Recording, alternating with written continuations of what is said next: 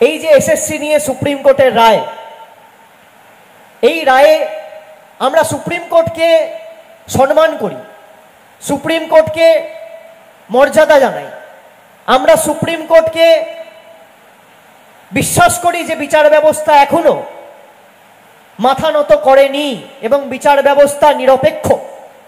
কিন্তু কোনো রায় যদি আমার পছন্দ না হয়, সেই জাজমেন্টকে ক্রিটিসাইজ করার রাইট কিন্তু ভারতবর্ষের সংবিধান প্রত্যেকটা ভারতবর্ষের নাগরিককে দিয়েছে। এই রায়ের মাধ্যমে কোথাও যেন আমার মনে হচ্ছে ভারতীয় জনতা পার্টির যে বৈমাতৃসুলভ আচরণ এবং বাংলার মানুষের প্রতি ধারাবাহিক বৈমাতৃসুলভ আচরণ এবং মানসিকতা, তার প্রতিফলন আমরা দেখতে পেয়েছি। আমি কেন বলছি, আপনি দেখুন, প্রায় 59 লক্ষ জব কার্ড হোল্ডার, 10 জন 15 জন ভুল করেছে, 60 লক্ষ গরিব মানুষের টাকা বন্ধ। অন্যদিকে আপনি দেখুন বাড়ির ক্ষেত্রে কোথাও কোনো যদি সরকারের কাছে কোনো কমপ্লেন এসছে, তৎক্ষণাৎ সরকার ব্যবস্থা নিয়েছে, তদন্ত করেছে। 2-4 জন, 5 জন, 10 জন, 15 জন, আমি তর্কের খাতিরে ধরলাম 100 জন, 1000 জন যদি ভুল করে থাকে, তার শাস্তি সেই 1000 জনকেই দিতে হবে। আপনি 1000 জনের জন্য 17 লক্ষ লোকের বাড়ি আটকে রাখতে পারেন না। যদি অযোগ্য কেউ চাকরি পেয়ে থাকে, তার বিরুদ্ধে ব্যবস্থা হোক, তার বিরুদ্ধে তদন্ত হোক, তাকে শ্রীঘরে পাঠান, তার চাকরি যাক, তাকে টাকা ফেরত দেওয়া করান। কিন্তু কিছু অযোগ্য লোকের জন্য আপনি প্রায় 16-17 হাজার যোগ্যদের চাকরি কেড়ে নিতে পারেন না। আমি এখানে বিজেপির ধারাবাহিকতা দেখছি যে একজন ভুল করেছে, পুরোটা বাতিল করে দাও। আচ্ছা বলুন তো, এই হাসপাতালে 100 জন ডাক্তার, পরবর্তীকালে 300-400 জন ডাক্তার কাজ করবে, 1000 জন স্টাফ কাজ করবে। কেউ যদি কোনো ভুল করে থাকে, হাসপাতাল বন্ধ করে দেওয়া উচিত, বন্ধ করে দেওয়া উচিত। একজন পৃথক বা 2 জন পৃথক বা 5 জন পৃথক যদি ভুল করে থাকে, তাদের বিরুদ্ধে ব্যবস্থা হোক, কেউ তো বারণ করছে না। কিন্তু 5 জনের ভুলের শাস্তি আপনি 5000 লোককে দেবেন, 100 জন ভুলের শাস্তি আপনি 17 লক্ষ লোককে দিয়েছেন। 17 লক্ষ তো আমি কম বলছি, আমি খালি আবাস আর আবাস প্লাসের তালিকা বলছি। যদি আপনি প্রকৃত অর্থে প্রকৃত প্রাপকের সংখ্যা বার করেন, 50 লক্ষ মানুষের বাড়ির টাকা কেন্দ্র সরকার আটকে রেখেছে। এই স্বাস্থ্যক্ষেত্রে ক পয়সা দিয়েছে কেন্দ্র সরকার? স্বাস্থ্যমন্ত্রীকে বলুন পরিসংখ্যান নিয়ে আর শ্বেতপত্র প্রকাশ করে যে অন্য রাজ্যে কত টাকা দেওয়া হচ্ছে আর বাংলায় কত টাকা দেওয়া হচ্ছে, প্রকাশ করুক কি কাজ করা হয়েছে। এমনকি আমি যখন ডায়মন্ড হারবারে 2024 সালের প্রথম দিকে বার্ধক্য ভাতার শ্রদ্ধার্ঘ প্রকল্প শুরু করি, তখনও যাতে আমি এটা না করতে পারি সে কারণে বিভিন্ন ট্যাক্স অথরিটিকে দিয়ে চিঠি পাঠানো হয়েছে, আমাকে ভয় দেখানো। আবার আমরা যখন সেবাশ্রয় করেছি, যারা 12 লক্ষ মানুষকে বিনামূল্যে বিনা পয়সায় চিকিৎসার পরিষেবা পৌঁছে দিয়েছে, ওষুধ পৌঁছে দিয়েছে, বিভিন্ন রকমের টেস্টের রিপোর্ট পৌঁছে দিয়েছে, তাদের অস্ত্রোপচারের ব্যবস্থা করেছে, তাদের হাসপাতালে ভর্তি করে বিভিন্ন রেফারেল সেন্টারে পাঠিয়ে তাদের চিকিৎসার ব্যবস্থা করেছে। বিভিন্ন ট্যাক্স অথরিটিকে দিয়ে চিঠি করানো হচ্ছে যাতে আমি পিছিয়ে যাই। আমি জোর গলায় বলছি, এখানে মিডিয়ার প্রতিনিধিরা আছে, 5 বছর 6 বছর 7 বছর ধরে আমি ইডি সিবিআই এর বিরুদ্ধে লড়াই করছি, লোয়ার কোর্ট থেকে হাইকোর্ট, হাইকোর্ট থেকে সুপ্রিম কোর্ট। তোমার সিবিআই আমার কাঁচকলা করেছে আর আগামী দিন কাঁচকলা করবে। আমি মানুষকে পরিষেবা দেওয়ার জন্য এসেছি, মানুষকে পরিষেবা দেবো। কেউ কেশাগ্র স্পর্শ করে দেখাও মানুষের ক্ষমতা কি, আগামী দিন লেজে গোবরে বুঝিয়ে দেবো। আমাদের কাজ মানুষকে পরিষেবা দেওয়া। আমরা যারা এখানে রয়েছি, যারা জনপ্রতিনিধিরা রয়েছি, মাথায় রাখবেন, যারা ডাক্তাররা রয়েছেন, চিকিৎসা ব্যবস্থার সাথে যুক্ত রয়েছেন, আমাদের সকলের দায়িত্ববান হওয়া উচিত, দায়িত্বশীল হওয়া উচিত। আমি একজন জনপ্রতিনিধি, কিন্তু আমি একজন দায়িত্ববান জনপ্রতিনিধি। জনপ্রতিনিধি হয়ে গিয়ে খালি ভোটে জিতে আমার কাজ শেষ নয়। এখানে অনেক মিউনিসিপ্যালিটি চেয়ারম্যান ভাইস চেয়ারম্যানকে আমি দেখতে পাচ্ছি, ডায়মন্ড হারবার থেকেও বজবজের মিউনিসিপ্যালিটি চেয়ারম্যান ভাইস চেয়ারম্যান এসছে। আমি আপনাদের বলছি, ডায়মন্ড হারবারে আমি যখন কাজ শুরু করেছিলাম, অনেকে ডায়মন্ড হারবার মডেল নিয়ে তাচ্ছিল্য করেছিল, হাসি ঠাট্টা করেছিল যে ডায়মন্ড হারবার মডেল ও তো কিছুই না। আমি 10 বছরে ডায়মন্ড হারবারে 5,580 কোটি টাকার কাজ করেছি। বিজেপি সিপিএম কংগ্রেসের কোনো নেতা এলে পরিসংখ্যান হাতে তুলে দেবো, চ্যালেঞ্জ করছি, 1 ঘন্টা সময় লাগবে। 10 বছরে। শুধু তাই নয়, কোভিড মহামারীর সময় 10 দিনে আমরা ডক্টরস অন হুইলস করে 12% পজিটিভিটি রেট 2%-এ নামিয়ে এনেছিলাম। কোভিড মহামারীর প্রথম ঢেউয়ের সময় কল্পতরু করে প্রায় 4 লক্ষ পরিবারের বাড়িতে আমাদের 10,000 ভলেন্টিয়ার স্বেচ্ছাসেবক কর্মীরা বাড়িতে বাড়িতে গিয়ে খাবারের ব্যবস্থা করেছিল, যাতে কেন্দ্রীয় সরকারের অপরিকল্পিত লকডাউনের ঘোষণার কারণে কাউকে অভুক্ত রাতে ঘুমাতে না হয়, শুতে না হয়। এটাই ডায়মন্ড হারবার মডেল।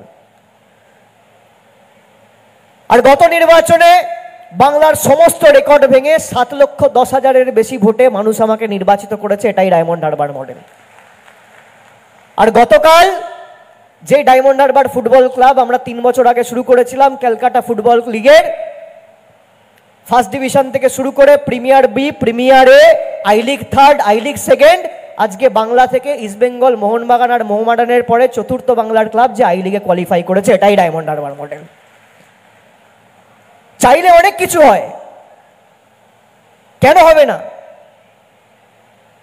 যারা কুৎসা করছে তাদের কাজ কুৎসা করা, আমরা জনপ্রতিনিধি, আমরা কাজ করব। আমি মনে করি যারা চিকিৎসকরা রয়েছে তারা তো মানুষরূপী ভগবান। তারা যেভাবে মানুষকে পরিষেবা দিয়েছে, আজকে যারা হাসপাতালের সাথে যুক্ত, যারা কর্তৃপক্ষের দায়িত্বে রয়েছেন বিভিন্ন হাসপাতালের, শুধু জিমস নয়, যারা 70-75 দিন ধরে সেবাশ্রয়ের সাথে যুক্ত ছিলেন, আমি তাদের নতমস্তকে আমার অন্তরের অন্তঃস্থল থেকে কৃতজ্ঞতা জানাই। আপনারা যেভাবে সার্ভিস দিয়ে, পরিশ্রম দিয়ে 12 লক্ষ মানুষকে আপনারা দেখেছেন, সময় দিয়েছেন, কেউ এক্সরে করেছে, কেউ ইউএসজি করেছে, কেউ ইসিজি করেছে, কেউ দাঁতের ডাক্তার হলে ডেন্টাল কেয়ারের দায়িত্বে ছিলেন, তারা দেখেছেন। এমনকি প্রায় 1000-এর উপর লোকের আমরা বিনামূল্যে, বিনা পয়সায় ক্যাটারেক্ট বা ছানি অপারেশনের ব্যবস্থা করেছি। আমি বিশ্বাস করি যারা জনপ্রতিনিধিরা আছেন, আপনাদের দায়িত্ব মানুষের পাশে দাঁড়ানো। আমি জগন্নাথ গুপ্তর কর্তৃপক্ষকে আমার অন্তর থেকে ধন্যবাদ জানাই। আমি খালি একটা অনুরোধ আপনাদের করব, যে চিকিৎসা এখন বিভিন্ন প্রাইভেট হাসপাতালে সাধারণ মানুষ চিকিৎসা করাতে গেলে এতই জিনিসপত্রের দাম বেড়ে গেছে, বা দৈনন্দিন জীবনেরও নিত্য প্রয়োজনীয় জিনিস বা ওষুধপত্রের উপর এখনই আপনারা দেখবেন কেন্দ্র সরকার 800টা ওষুধের উপর আলাদা করে জিএসটি বসিয়ে তাদের দাম বাড়িয়ে দিয়েছে, প্রায় 800টা। এবং একাধিক জীবনদায়ী ওষুধ যার 1000 টাকা দাম ছিল 5000 টাকা করে দিয়েছে, 500 টাকার ওষুধ 2000 টাকা করে দিয়েছে। আমি খালি আপনাদের অনুরোধ করব, মানুষকে চিকিৎসা করাতে গিয়ে যাতে সর্বহারা না হতে হয়, সর্বশান্ত না হতে হয়, ঘটি বাটি বিক্রি করে চিকিৎসা না করতে হয়। নিম্ন মধ্যবিত্ত তাদের নাগালে যাতে চিকিৎসাটা থাকে, চিকিৎসা পরিষেবাটা পায়, এটুকু আপনারা সুনিশ্চিত করবেন। আমার এটুকুই অনুরোধ থাকলো আপনাদের কাছে। মানুষের জীবনের যেটুকু সঞ্চয় আমি দেখেছি, কেউ 2 লাখ টাকা, 3 লাখ টাকা, 4 লাখ টাকা সারা জীবন পরিশ্রম করে সঞ্চিত করে রেখেছে, যে কেউ যদি পরিবারের কোনো রকম কোনো দুরারোগ্য ব্যাধিতে আক্রান্ত হয় তার চিকিৎসার জন্য রাখবো। পরবর্তীকালে গিয়ে দেখা যায় যে 7 দিন হাসপাতালে ভর্তি হলো, তার 5 লাখ টাকা বিল হলো।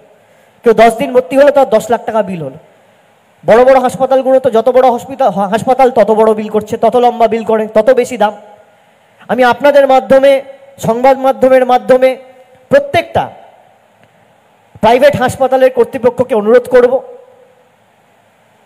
যে চিকিৎসা যাতে সাধারণ মানুষের নাগালে থাকে, মানুষকে যেন সর্বশান্ত না হতে হয়, এইটুকু আপনারা নজরদারি রাখবেন। এইটুকু কাজ করলে ঈশ্বরের কাছে, সর্বশক্তিমানের কাছে, আল্লাহর কাছে, ভগবানের কাছে অনেক আশীর্বাদ পাবেন।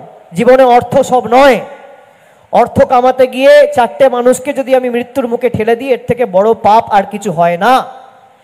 আমরা যখন সেবাশ্রয় কর্মসূচি শুরু করেছিলাম, আমাদের ব্যঙ্গ বিদ্রুপ করেছিল কিছু রাজনৈতিক দল, যে ওখান থেকে যদি কোনো ভুল চিকিৎসায় কেউ মারা যায় তাহলে দায়িত্ব কিন্তু অভিষেক বন্দ্যোপাধ্যায়ের। আরে 12 লক্ষ লোককে চিকিৎসা দিয়েছি, একটা মানুষকে খালি হাতে ফিরতে দিইনি।